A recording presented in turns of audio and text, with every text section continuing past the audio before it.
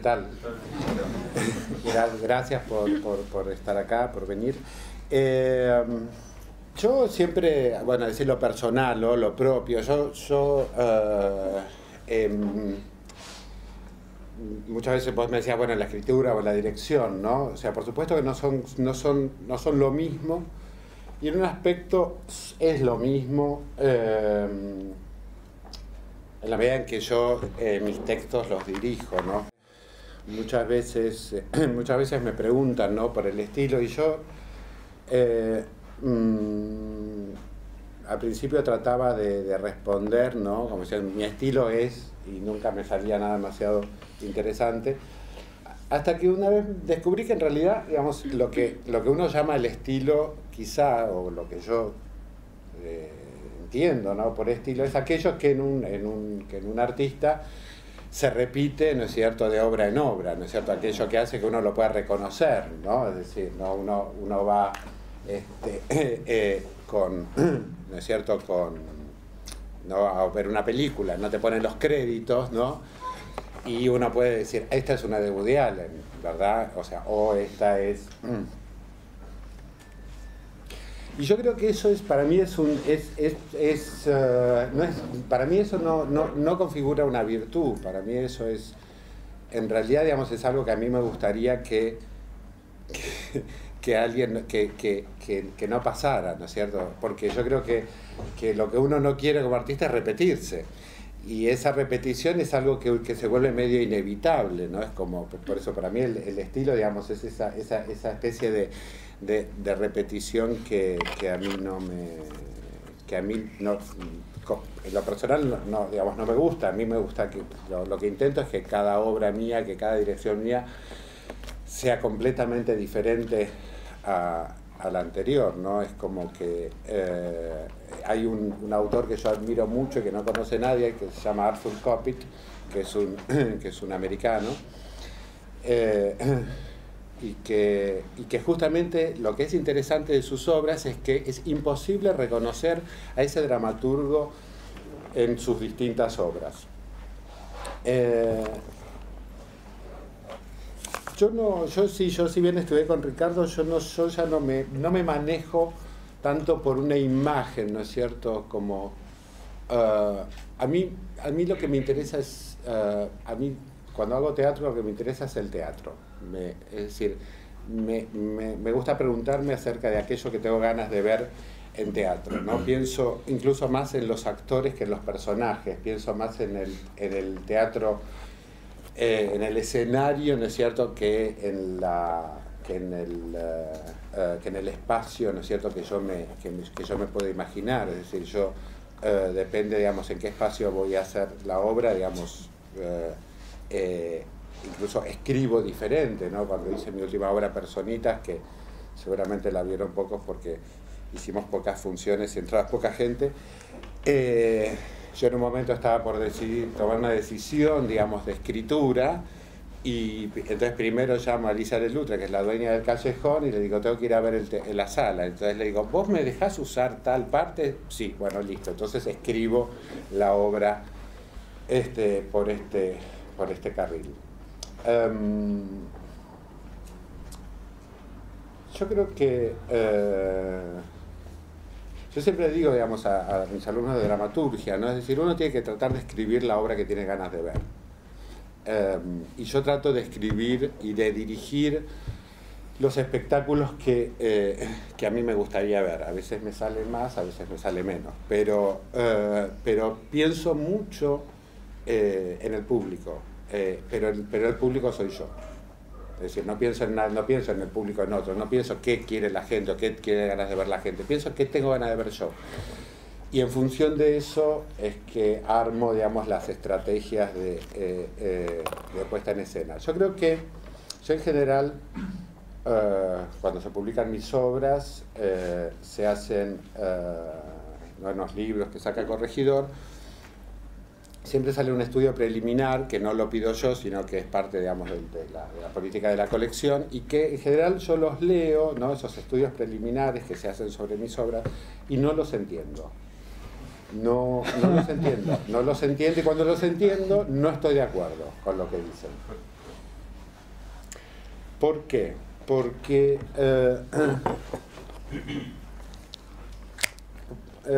porque dan por supuesto algo que a mí me hizo siempre mucho daño, que es que pareciera, ¿no es cierto? Cuando yo leo eso, ese estudio preliminar, ¿no? Me da a entender que pareciera que ese autor, ¿no? De quien son las obras que vienen a continuación en ese libro, pareciera que tuvo que saber todo eso que está escrito antes para poder escribir esas obras, ¿no es cierto? Y a mí eso me parece, digamos, eso a mí me hizo mucho daño, es decir, yo pensaba que para poder hacer este trabajo, ¿no? Artístico, el teatro, dirigir, escribir, escribir guiones, había que saber algo. Por supuesto que hay que estudiar y hay que formarse, pero que había que, después vamos por ahí a pensar qué es lo que hay que saber. Y hasta que un día me di cuenta que era exactamente al revés, ¿no? Es decir, eso que está este estudio preliminar, en realidad tendría que estar al final, es decir, digamos, esa teoría es lo que se deduce de esas obras, ¿verdad? Está mal ordenado, es decir, por eso yo siempre en los libros que saco pongo un estudio postliminar, ¿no? Donde de algún modo desmiento toda esa teoría del principio. No me dijeron nada hasta ahora y lo sigo haciendo. Y en general lo que trato de mostrar que el origen, digamos, de una obra artística, suena un poquito mucho, pero bueno, es en general bastante bastardo siempre, ¿no? Es decir, uno... ¿por qué escribió tal o cual obra? ¿Por qué dirigió tal o cual montaje? Son muy pocas las veces donde eso tiene, ¿no? Ese origen supuestamente puro del arte y ¿no es cierto? Y de la pura ambición artística. ¿Qué sé yo? Yo Estás ahí, la escribí primero como un monólogo, odiando los monólogos como odio. Ahora dirigí uno encima. No me gustan los monólogos. A mí me gusta que aparezcan muchos actores en escena, que los escenarios se muevan. Me gusta divertirme en el teatro. Y lo escribí porque era para estrenarlo en Londres, y donde yo tenía que viajar a dirigirlo. Me pagaban todo para ir a Londres y solo por eso hice ese monólogo. Lo tengo que confesar. Cuando yo hice Un Dios salvaje de Yasmina Reza en el Complejo de la Plaza, yo leí el texto y yo le dije a Pablo Compel, a mí el texto, digo, ¿por qué te interesa tanto? Me dice por esto, aquello, qué sé yo. Le digo, está bueno, digo, muy bien. Digo, solo lo voy a hacer por hacer un vómito en escena. Que realmente era, digamos, o sea, era una motivación que era muy fuerte, pero era muy estúpida, muy bastarda. Lo que viene después es la complicación, ¿no es cierto? O sea, pero ese primer impulso, en general, no es,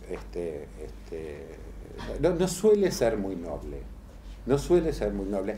Y en general, digamos, los proyectos que tienen orígenes muy nobles, muchas veces no se terminan concretando.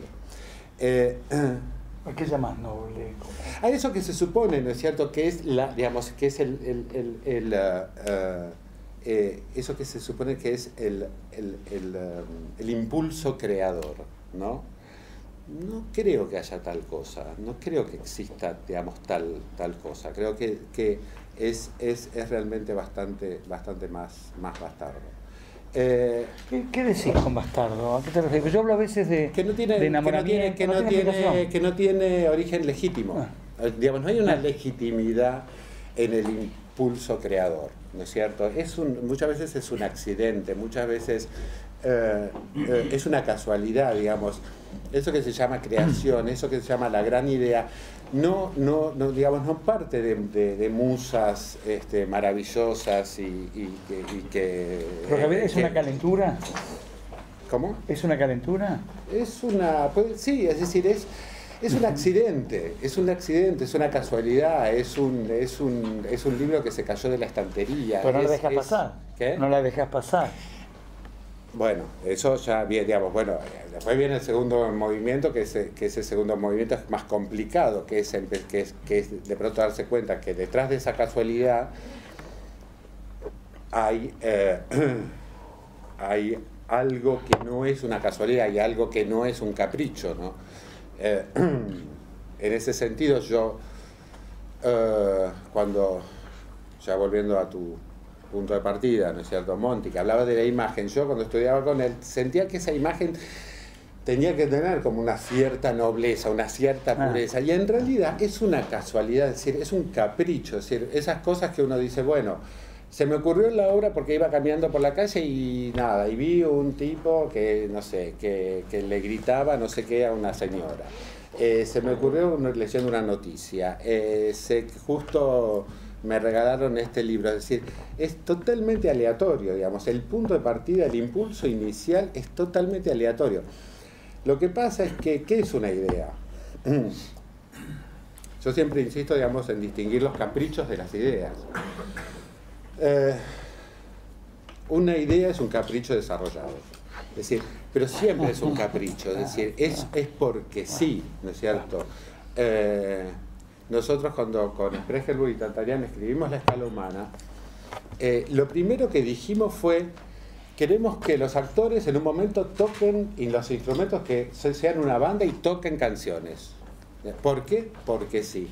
Y todo después una historia para justificar eso y reconocer la arbitrariedad, ¿no es cierto?, de este primer impulso para mí es sumamente importante, porque capricho se puede, creo que el capricho es absolutamente válido en la medida en que se lo desarrolle y se convierta en una idea. Lo que no caben son dos caprichos en una misma creación. Lo que pasa es que uno tiene un capricho y luego hay que sostenerlo hasta las últimas consecuencias, y eso es una obra. Es decir, yo cuando hago Estás ahí, que es un hombre que se vincula con un hombre invisible, eso es un capricho, es decir, porque ese hombre invisible yo no lo podía sostener desde ningún lugar en su origen. Luego desarrollado, digamos, esto se convierte en una obra que tiene consistencia, pero esa consistencia está sostenida sobre la nada. Es decir, es realmente, o sea, el arte es un castillo en el aire. Pero son las dos cosas, es un castillo y está en el aire. Hay algo, digamos, que el gran sostén de todo es una gran inconsistencia, es algo que es indefendible. O sea, el por qué último, digamos, a la pregunta de cualquier creación no tiene respuesta. O sea, sí tiene una respuesta, que es porque sí, porque se me ocurrió, porque tuve ganas. Es decir, en ese capricho infantil, creo que ahí está, digamos, el impulso creador. Y luego la gran dificultad, digamos, de sostenerlo es como el amor. Siempre piensen en la creación como en el amor. ¿Por qué te enamorás? No hay respuesta a esa pregunta, digamos, no la hay. Es decir, es porque sí, el problema viene después, es decir, cómo se sostiene eso, ¿no es cierto? O sea, es el primer impulso. Todos tenemos un impulso creador, todos tenemos una idea, todos decimos, con esto voy a hacer algo. El problema es lo que viene después. Bien. Pero que yo a veces cuando toman agua o paran, creo que es una... ¿Sí? ¿Querías decir algo más? ¿Le doy? No.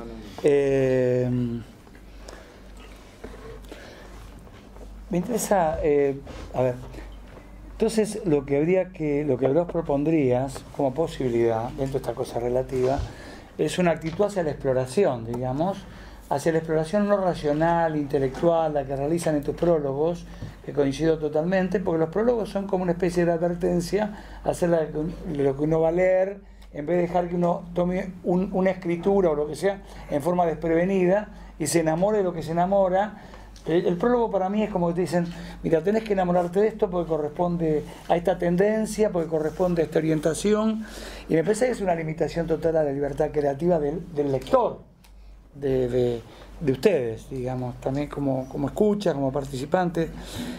Bien, entonces, a ver, porque yo la casualidad, que yo también jodo mucho con esto, ¿no? De porque me piace, de porque sí. Porque no sé por qué, porque me gustó esto, me gustó aquello, y después uno ve si eso o aquello tiene una función, moviliza, ¿no? Dispara algo, etc. Yo leí algo que como que te atraía y lo quiero meter en este lugar de búsqueda que haces, porque digamos la gente que está acá en general son gente que hace o estudia cine, teatro y está tratando de encontrar algo que a lo mejor nunca me he encontrado, una verdad absoluta, ¿no? Porque esto que decimos es importante. Si en una obra me enganché con una cosa, con una idea, en otra con un objeto, es algo así, no sé, en otra con un programa de tele, algo me hizo ¡pac! Y yo me calenté. Entonces, vos hablás en un momento, leí por ahí, no sé si se dice, ¿no?, de vigilia y sueño, de adulto y niño, ¿sí? Y después voy a ir al tema que más a mí también me seduce, que es el de la realización, ¿no? El de la realización con los actores y con todo. Pero esto de la vigilia y el sueño, del adulto y el niño, vos cuando estás escribiendo, hay un texto que yo leo a los chicos a veces, aparte de que te dije de Pavlovsky, de Ray Bradbury, que en un momento, no sé si lo conoces, están tratando de resolver un tema de un guión y le dice a la productora John Huston, vámonos a casa, no sé si se comía las heces, pero decía, vámonos a casa, dejémonos joder, porque gilipollas decía en traducción, cada uno se va a su casa, se acuestan con algo para escribir y mañana tenemos resuelto un montón de cosas, ¿no? Y John Huston y el productor lo insultan, se niegan, quieren seguir laburando y él se va. Y los otros también, y al día siguiente le agradecen la propuesta. Yo no sé si es el sueño, no sé si es el descanso, no sé si es el viaje en bondi, en taxi, en qué momento. Pero digamos, ¿cuál es tu accionar, digamos, cuando hay encuentros casuales y hay un accionar voluntario? ¿Hacia dónde vas? Lo del sueño y la vigilia, no me acuerdo de en qué contexto lo dije, pero bueno, vamos a hablar más del adulto y del niño y del... En realidad, digamos, yo tengo, digamos, conceptualizo respecto, digamos, del acto de la creación, ¿no? Yo hablo de la escritura, de la dirección, es decir, creo que se puede pensar en cualquier área, ¿no? Incluso el actor. Digamos, en general, digamos, se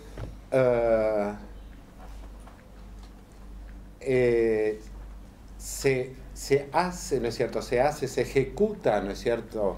Yo hablo más que del adulto del niño, hablo del niño y el matemático.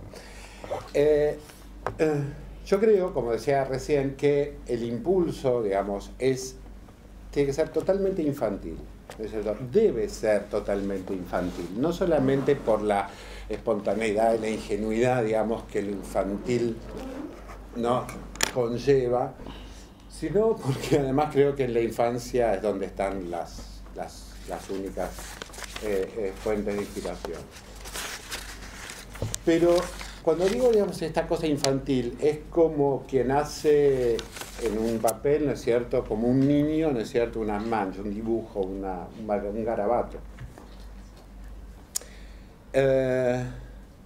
¿No? Y uno hace un garabato y el problema es que después hay que mirarlo, ¿no es cierto?, cuando uno toma distancia, ¿no?, digamos, el pintor, ¿no?, para eso la plástica me sirve de ejemplo.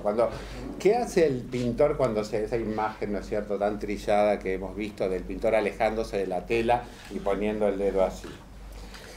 ¿Qué es eso? ¿Qué es esa imagen que todos reconocemos y que pone el dedo así?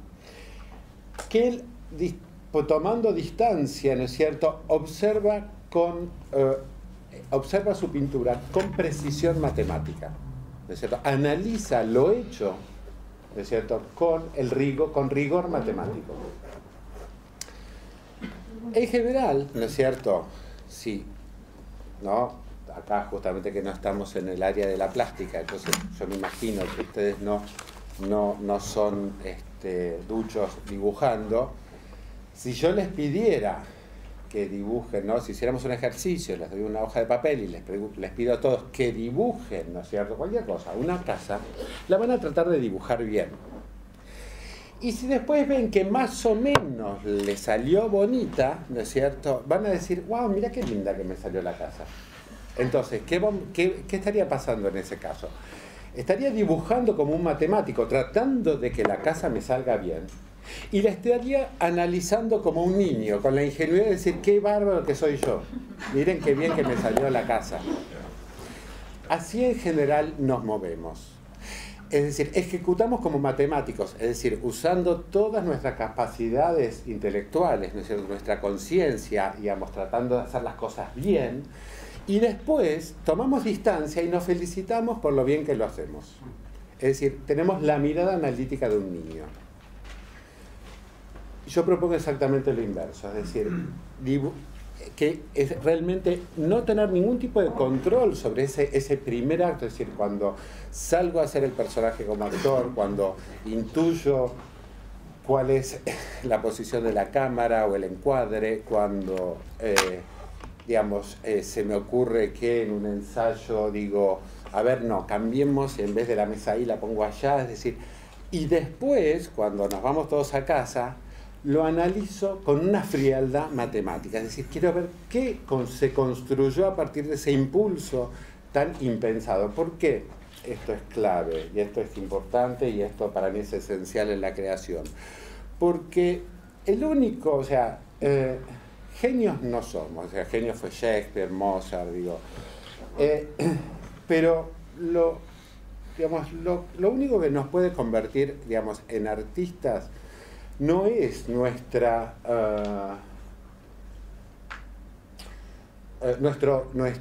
yo consciente, nuestro saber consciente, ¿no es cierto? No es, ¿no es cierto?, mi capacidad consciente a partir de lo que he estudiado, de lo que he visto y de mis gustos estéticos. No es de eso, que ahí no hay ningún talento. Si tenemos un talento, no nace y no echa raíces en nuestra conciencia, sino que echa raíces en nuestro inconsciente. Es decir, si hay algo nuestro que sabe algo más que nosotros, es nuestro propio inconsciente.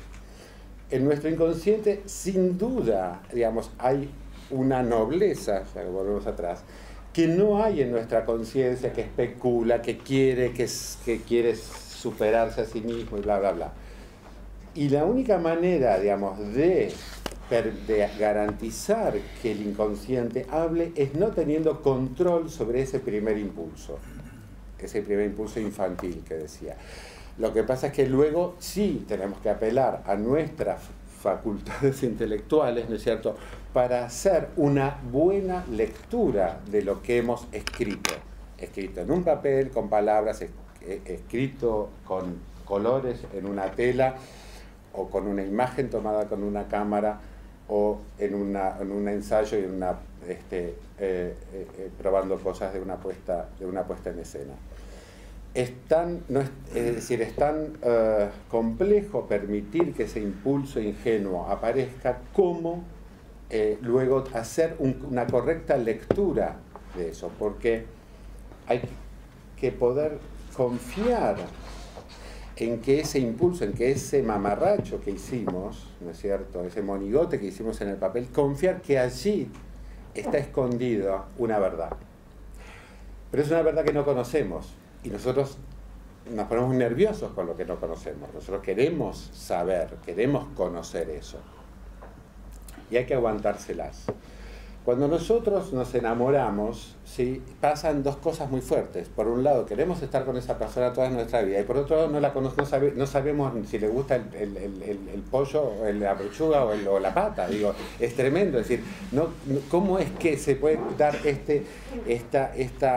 esta cosa tan contradictoria? O sea, por un lado, decir, quiero pasar todos los minutos de mi vida con vos, y por otro lado, digo, no sé tu segundo nombre. Es el mismo lío en la creación, es decir, debo confiar en algo que no conozco, ¿no es cierto? ¿Qué es confiar en mi inconsciente? No hay otra manera. Digo, no hay pocas cosas de las que esté seguro, de esto estoy completamente seguro.